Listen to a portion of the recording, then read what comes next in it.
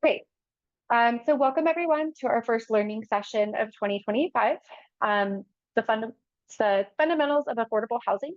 I am Amanda DeShazo. I'm the executive director of the Tacoma-Pierce County Affordable Housing Consortium. The consortium is a nonprofit membership-based agency that provides public education, advocacy, and support for the expansion of affordable housing throughout Pierce County. One way we do this is by educating the public on the need for affordable housing by hosting learning sessions like these, special meetings, and collecting data to share with the public on housing needs and local policy. We also advocate at the state and local levels for policies and funding that will support the creation of more affordable housing and bolster the work of our members. So altogether, our agency is made up of about 75 members, ranging from affordable housing developers, financiers, construction companies, architects and consultants, as well as individual advocates who are all dedicated to advancing affordable housing in Pierce County. We're proud to host these learning sessions in support of the Tacoma Anchor Network, which leverages the collective power of local institutions to drive economic, social, and racial equity by keeping resources circulating locally, ensuring that those who live here can work here and those who can work here can afford to live here. We also have Danny on the line. He's the, I guess I'd call you the host and the convener of the Tacoma Anchor Network. So if folks on the call have questions about that too, feel free to put them in the chat. And Danny would probably be more than happy to answer any questions you have. Thanks, Danny. So the series of 5 learning sessions that I'm hosting this year aims to educate the community and assist our anchor institutions in understanding affordable housing and how they can leverage their resources to support our community's housing needs. So today's session will cover the basics of affordable housing, what it is, why it matters, and how it impacts our workforce and community, and will set the stage for future discussions and solutions. Today's event is going to be recorded, and that will be sent out to everyone who registered for the event. If you didn't register for the event and you received a link, please put your email in the chat to receive the recording and some resources that I'll be sending out after the event. Lastly, I'll go through my presentation and I'll be happy to answer any questions that come up at the end, though you can feel free to put them in the chat as your questions arise. And then I'm also happy to host a discussion at the end if you want to cover more than what was discussed or presented here today. Okay, so let's just go ahead and get started.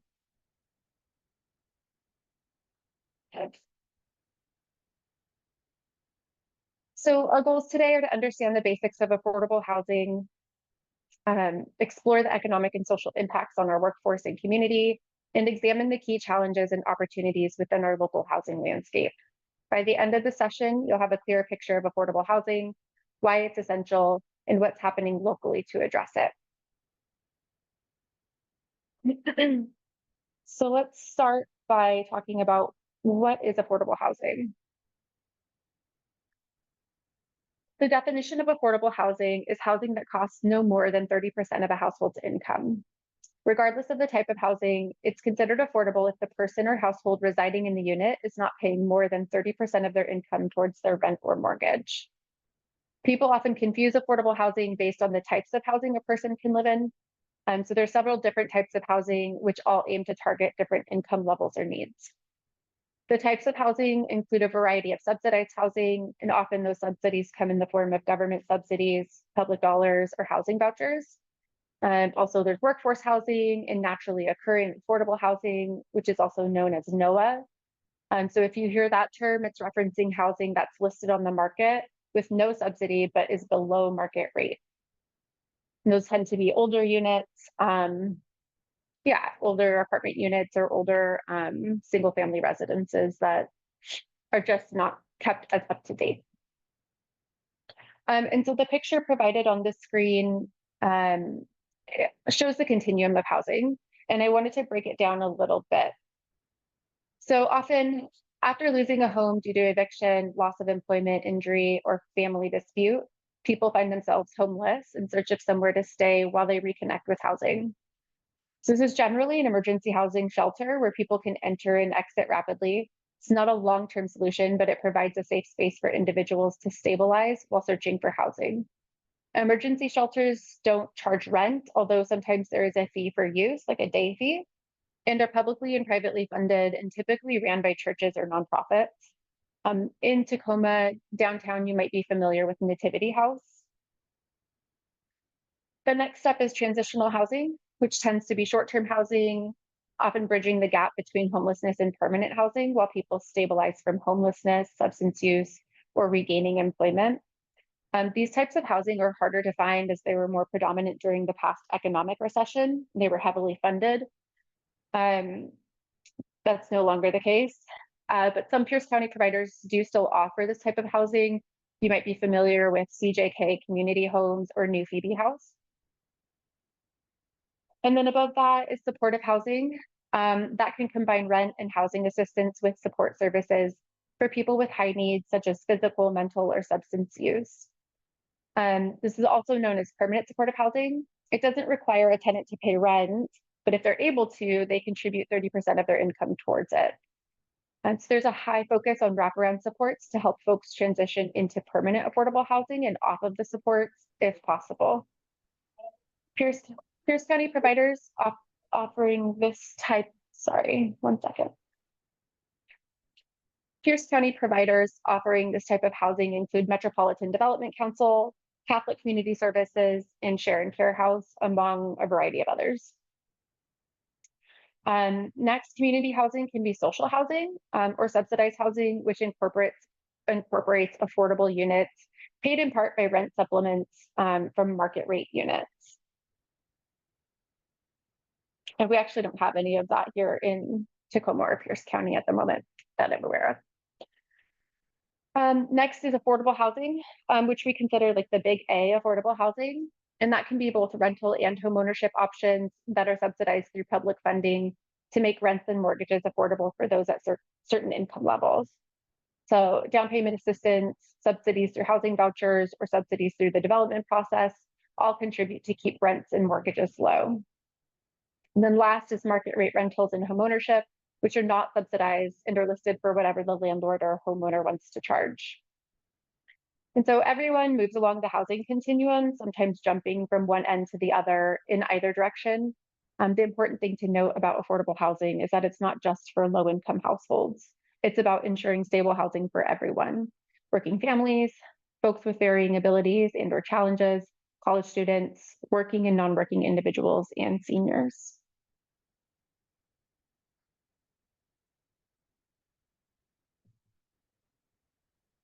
Okay, so why does affordable housing matter? Affordable housing provides economic stability by allowing households to allocate income to other essential needs like healthcare, transportation, and food. Families who can afford their housing are less likely to experience financial crises, which often lead to debt, eviction, and or homelessness. Pierce County's 2024 homeless point in time count found that 7% of people experiencing homelessness were households with children. The number one reason why people were experiencing homelessness was due to a lack of affordable housing. Social benefits include improved health outcomes, better educational performance for children, and an overall stronger community. Stable housing reduces stress and enhances mental and physical well-being, leading to happier individuals and reducing health disparities. Affordable housing can also lead to improved equity outcomes, specifically for racial and ethnic minorities who are often affected by historical redlining. Also, workforce retention is higher when workers have access to affordable housing. So when housing is unaffordable near job centers, workers face long commutes or are forced to relocate, leading to high turnover for employers. Businesses benefit from a stable workforce when employees have access to affordable housing near their jobs.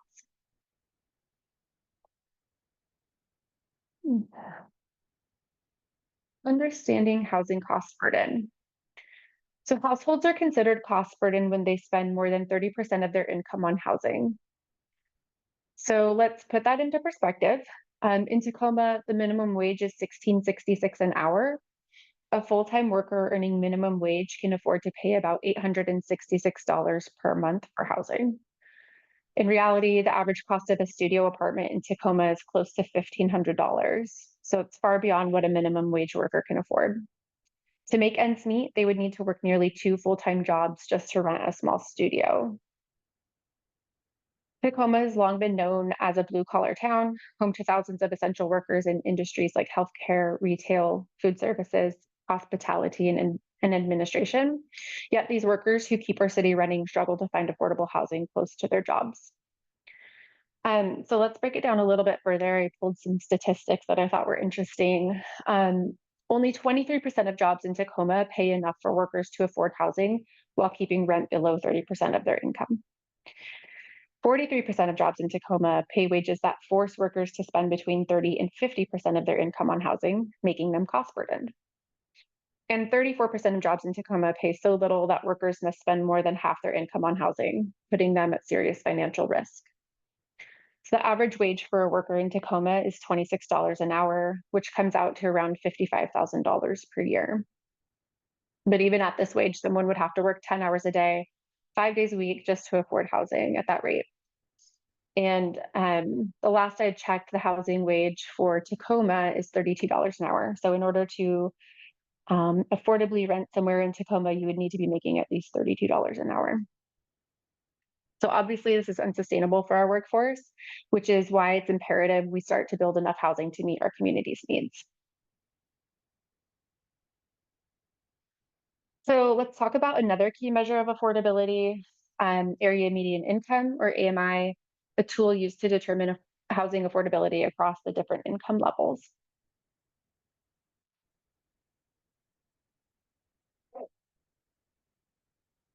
So what is AMI and why is it important? The area median income, or AMI, is a way to measure income levels in a region. It represents the midpoint of all household incomes, meaning half of the households earn more and half of them earn less. The US Department of Housing and Urban Development updates the AMI every year, adjusting it based on location and household size, since incomes vary widely from city to city.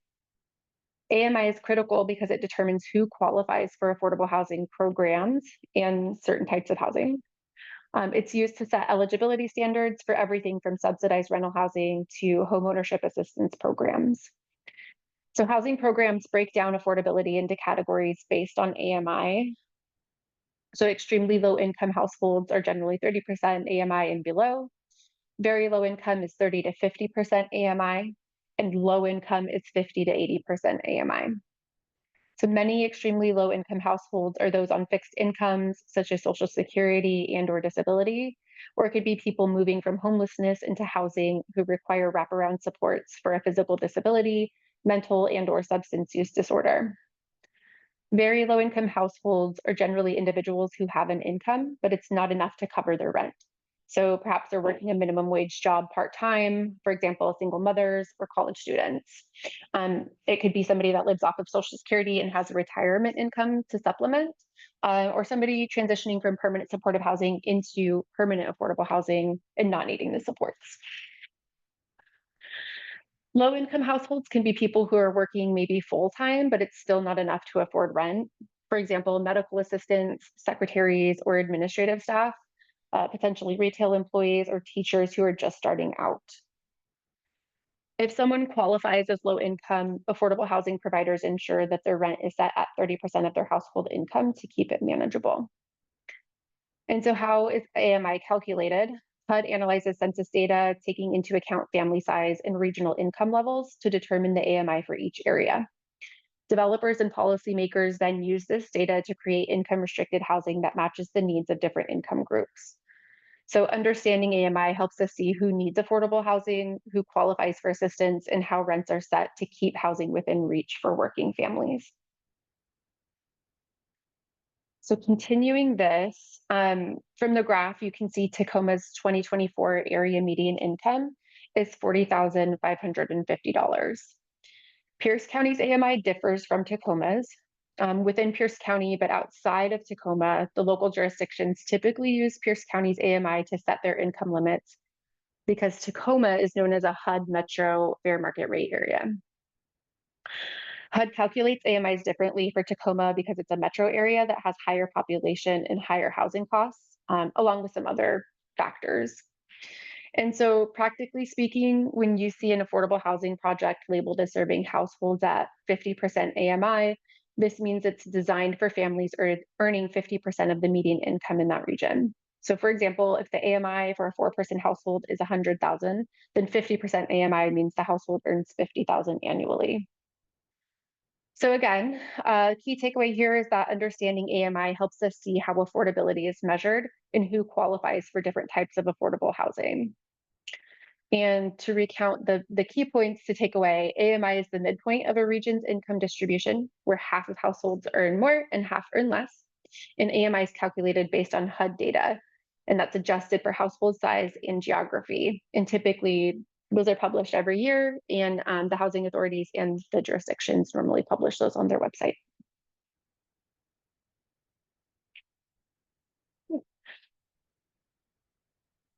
So what is the current housing need? Washington State recently passed House Bill 1220, which requires every jurisdiction to plan for and accommodate their housing needs based on projected population growth. They have to plan and accommodate. So the state's housing targets align with Vision 2050, Washington's long-term growth strategy. However, Pierce County jurisdictions chose to plan for 2044, distributing housing responsibilities across different cities and towns based on a fair share approach. So what does this mean in terms of actual housing needs? Statewide, Washington needs over 1 million housing units by 2050 to keep up with population growth. For Pierce County, the numbers on this slide reflect only unincorporated Pierce County, but when you account for all of the jurisdictions, the housing gap is significant. For Pierce County in total, with all of the jurisdictions, the total housing need is 467,000 units by 2044. And that includes, or I guess that does not include, but 7,000 emergency shelter beds are also needed to address our homeless crisis. Tacoma, as the most populated city in Pierce County, has the greatest housing need, over 42,000 additional units by 2044. What's even more critical is that 63% of Tacoma's projected housing need, which is over 27,000 units, must be affordable for households earning 80% or less of the area median income. Unfortunately, housing development is not keeping up with the demand, which is a major driver of our housing crisis. So between 2019 and 2024, the city of Tacoma only built 1,300 affordable units, far below what's needed. To meet its affordability goals by 2044, Tacoma must build at least 1,400 affordable units per year.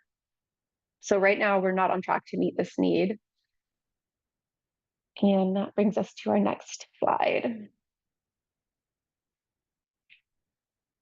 Why aren't there more affordable housing projects? So these are just a couple of things that I put together, although they don't touch on all of the problems, right? High costs and a lack of funding, strict zoning laws, and local opposition make it challenging to develop affordable housing. These aren't all of the reasons that there is not enough affordable housing, but these are some of the major components. So exploring these challenges helps us understand the structural barriers that prevent more projects from being developed.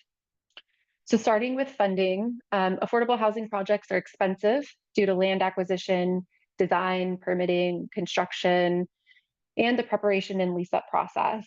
And this all is before the project even goes into operation, which has its own set of costs. Current costs for new development projects in Pierce County pipeline range from 21 million to 64 million, with varying amounts of units, unit sizes, and within different areas of Pierce County. To put the funding challenges into perspective, the city of Tacoma has $8 million in 2025 to invest in affordable housing developments. This is insufficient for even one project, and typically the funding is allocated across 2 to 3 projects. Pierce County has even more funding due to the recent adoption of a 0.1% sales tax increase. The passage of the tax increased Pierce County's funding from roughly 9 million annually up to 20 million. And Pierce County has a number of affordable housing developments in its pipeline, but not enough to keep up with demand. So currently the number of units in the pipeline are roughly 2,700, which is recently down from 3,300 because many of them have come online, which is fantastic. However, although there was a significant increase in the funding, the county was still unable to fund all of the requests last year, which totaled roughly 56 million. So something not listed here, but it's important for people to understand is how long it also takes for an affordable housing project to come online. From finding the land to the visioning process, through permitting and development to lease up, a project can take anywhere from 5 to 7 years. And depending on barriers or unexpected delays, it could take longer. Combined with the expertise it takes to go through the process, the funding challenges, and the development delays, affordable housing projects are really fickle. So when developers do announce their work towards a project, it's important to have support behind them because it takes a lot of energy to ensure these projects cross the finish line. So the next challenge I'll point to is regulatory and zoning. Projects take years to complete due to many regulatory barriers and zoning challenges. An example of this, we have a developer that was working on a project in South Tacoma that was required to undergo a conditional use permit. And if you're not familiar, a conditional use permit requires that certain conditions are met before a project can move forward. The CUP, conditional use permit, was unexpected, and the process added 4 months to the development timeline and an extra $20,000 in costs just for the lawyer fees to navigate the hearing examiner's process.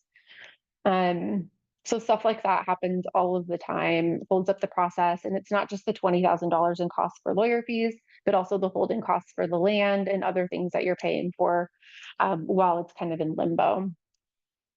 Another example is that there are times when a piece of land is maybe perfect for an affordable housing development, but might need rezoning from commercial to mixed use, et cetera. And that can take advocacy and legislative action to push through, as well as months of work. It adds holding costs, sometimes lobbying fees, and a lot of support to make these projects get rezoned. And like I mentioned, holding costs, the amount of time it takes can stall projects. And many times, like, projects have fallen apart because of the timing issues and funding deadlines can't be met.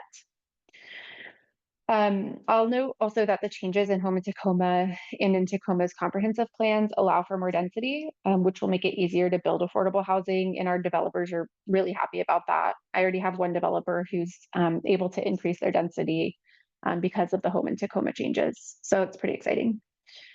And then lastly, I'll touch on NIMBYism. It's an acronym for Not in My Backyard. Affordable housing has a lot of stereotypes, as you can imagine, and not everyone believes it's what's best for their community. And these folks, often referred to as NIMBYs, often come to city council hearings and organize their neighborhoods to vocally oppose affordable housing projects. This harms affordable housing development, as developers are less likely to get support of council and the funding that's needed from the city or the county if the community doesn't want the project there. To counter this, affordable housing providers must do their outreach early on and work with the community to support the creation of affordable housing options. It's also important for supporters of affordable housing to use their voices in countering harmful narratives.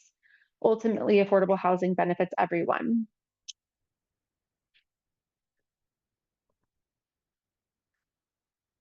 Affordable housing is not just for one group of people. It serves a wide range of individuals and families, including seniors, veterans, college students, people with disabilities, and essential workers who help keep Tacoma running. Housing solutions must be tailored to meet different needs. Some populations require accessible housing, while others need safe, stable, and culturally appropriate housing to thrive. In Tacoma, where housing costs continue to rise, many residents struggle to find affordable options close to jobs, schools, and essential services. And here's a closer look at who needs affordable housing and why it matters locally. So low and moderate income families. Many families in Tacoma are priced out of market rate housing due to high rental costs. Affordable housing provides stability, allowing parents to focus on work and children to stay in the same schools. So with only 23% of Tacoma jobs paying wages that cover housing costs, many working families still struggle to afford rent. And what we see from that are a lot of families that are doubled up, especially in the Tacoma Public School District. Seniors on fixed incomes. As Tacoma's population ages, more seniors face housing insecurity due to fixed retirement incomes. Affordable senior housing allows them to age in place near healthcare, public transportation, and social support networks. People with disabilities often require specialized housing features, such as wheelchair accessibility, sensory-friendly environments, or in-home support services. And affordable, accessible housing helps them live independently while staying connected to services. Last are people experiencing homelessness. Tacoma's seen a rise in homelessness, largely driven by a lack of affordable housing. And stable housing provides foundation for people to rebuild their lives, access employment, and receive health services. So everyone needs affordable housing. Affordable housing supports Tacoma's workforce, stabilizes families, and ensures that seniors, veterans, and vulnerable populations have a safe place to call home. Everyone in our community benefits when housing is accessible and affordable. Okay, so I wanted to do a couple of case studies. This one is in Seattle, the Plaza Roberto Maestas. And this is a testament to how community vision can drive transformative development.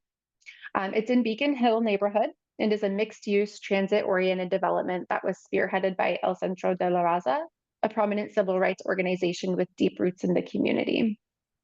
El Centro de la Raza, translating to the Center for People of All Races, has been a cornerstone in Seattle since its founding in 1972. The organization... I've tried to look into that. Oh, hi, Judy.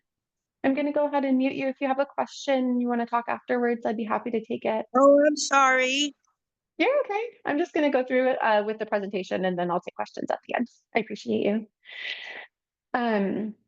The organization emerged from a peaceful occupation of a vacant schoolhouse by activists, which I thought was pretty cool, including the co-founder Roberto Maestas, advocating for civil rights and social services for the Latino community. This historic act not only secured a physical space for the community, but also laid the foundation for decades of advocacy and service, which they're still doing today. So completed in 2016, Plaza Roberto Maestas comprises two 6-story buildings offering 112 affordable housing units, ranging from 1 to 3 bedrooms.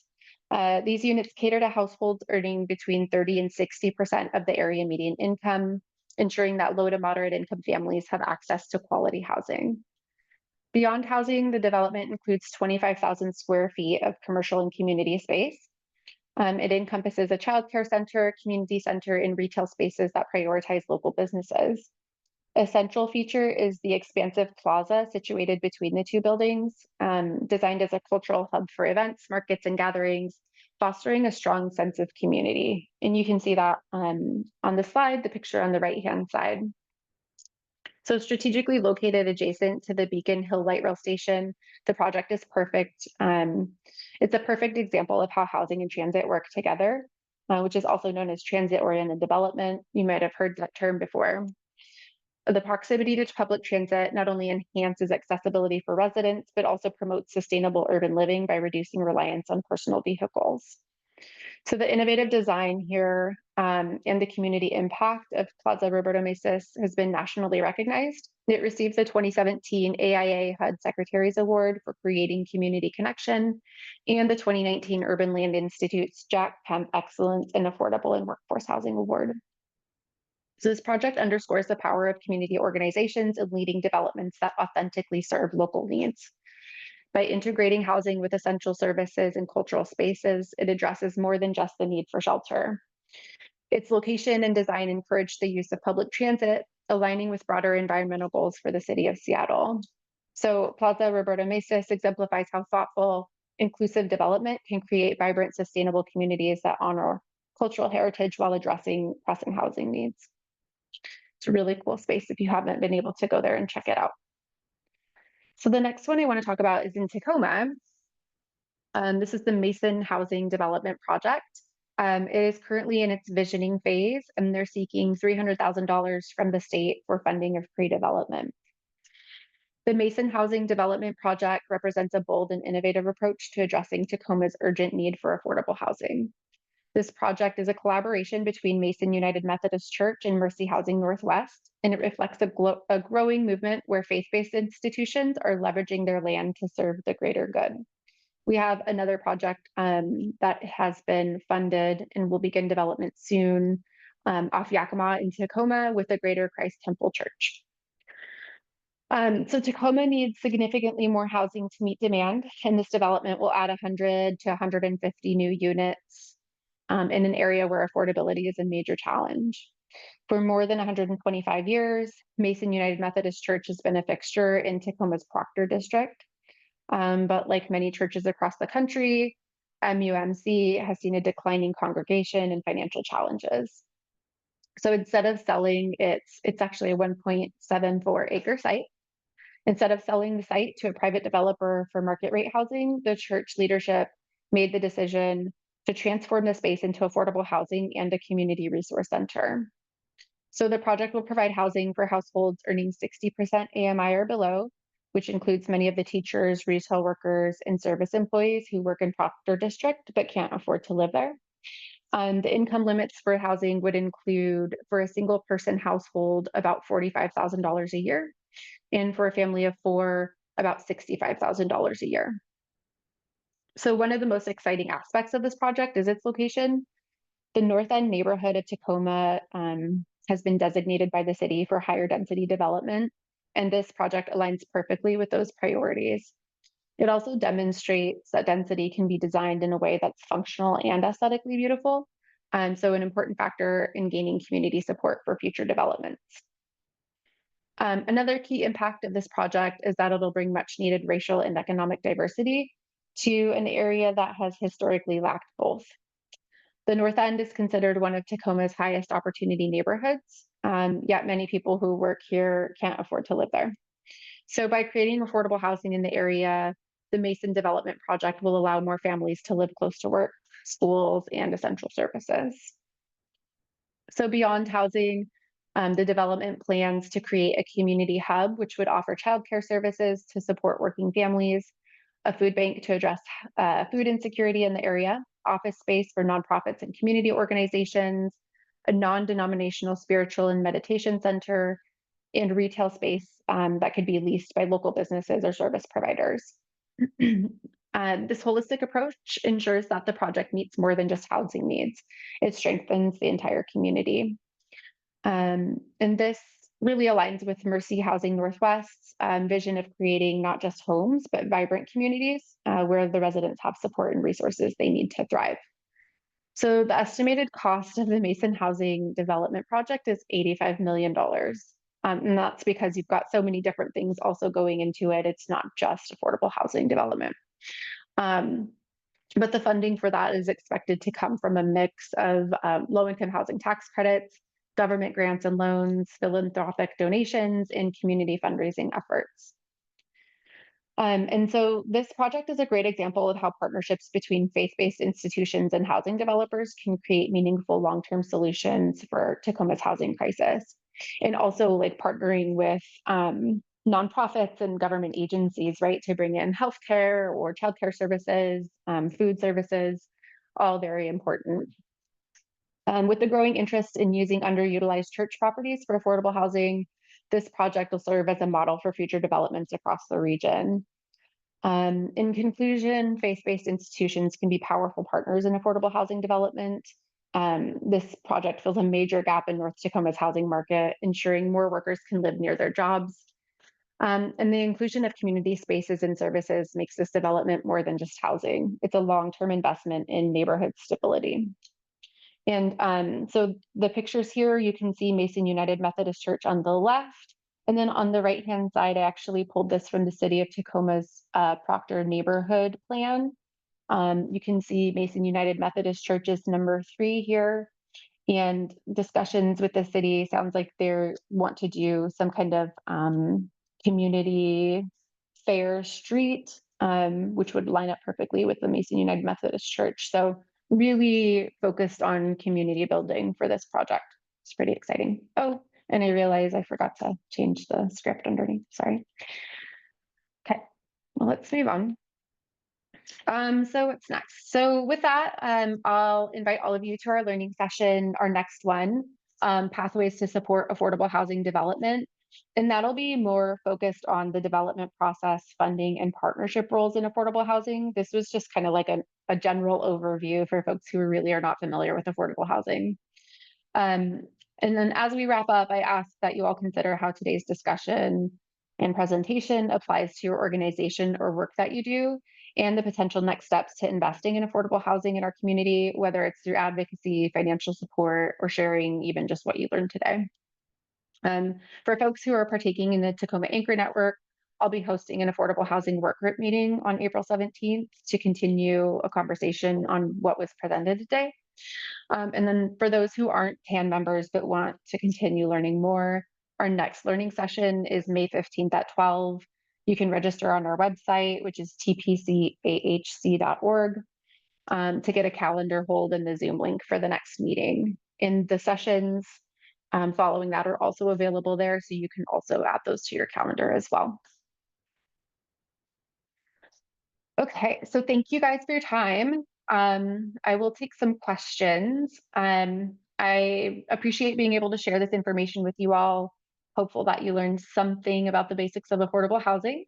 Again, the presentation was recorded and it'll be available online tomorrow. I'm also compiling resources of data and reports that I'll be happy to share on our website and via email. Again, if you didn't register, please put your email in the chat if you'd like a link to the recording and the resources. Also, my information is here. You can definitely reach out to me if you have specific questions or wanted to chat more offline about housing issues, and not just in Tacoma, but across Pierce County. The Affordable Housing Consortium offers memberships, which are listed on our website. So if you wish to participate in ongoing developer or advocacy meetings, attend our networking events, or simply support our efforts, all of that stuff can be found online. The Affordable Housing Consortium would also like to invite you all to participate in Pierce County's Affordable Housing Week. So that'll be May 5th through 9th. This will be technically it's the third annual one. There'll be various virtual and in-person events along with a reception where we'll have a chance to hear from Pierce County Executive Ryan Mello. And this year's theme is home, emphasizing the different housing types across the housing continuum. So if you were interested in what we discussed today, I encourage you to participate in Affordable Housing Week as it'll be informative and fun. I'll try to get some tours of the different housing types, and we'll do presentations with folks that provide those housing types. And so now that we've explored the housing challenges in Tacoma-Pierce County, I'd love to hear from you. What stood out the most? Where do you see opportunities for action or involvement? What questions do you have? It looks like we've got about 20 minutes, so feel free to come off mute and share your video if you want to have a chat, and I will look in the chat box.